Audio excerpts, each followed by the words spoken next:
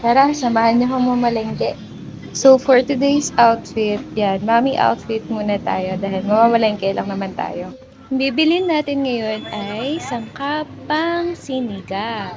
So, mga gulay-gulay lang kasi meron naman ng karne sa bahay. Thank you At po. yan, inabot ng 157 lahat. Kasama na rin yung Nor.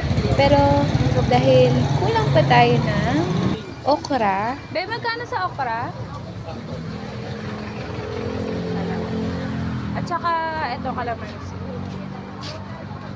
Ito nga ba? Magkano po lahat?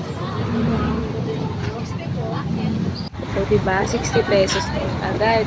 E di 60 plus 157, yung 17. Gulay-gulay pa lang yun. Wala pa yung karne. Isang kainan lang yun, be.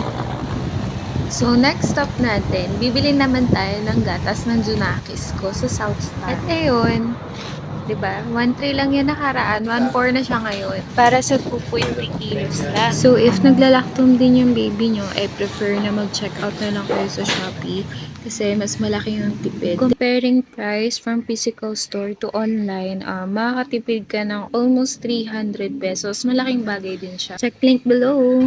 So, dahil malapit lang naman sa amin yung sawmill, maglalakad na lang ako po uwi. So, tamang segue dahil pwede na mag-affiliate for more Shopee Boodle finds and more tipid tips. I-follow nyo lang ako.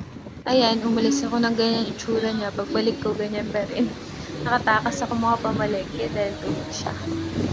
Ay, ang cute-cute ng biik. At yan na, lahat ng napamalengke natin. Yung gatas, yung mga gulay-gulay. Set up. Ayan, kung gusto nyo ng ganyang basket na aesthetic, check the link below. Hanggang sa muli. Bye!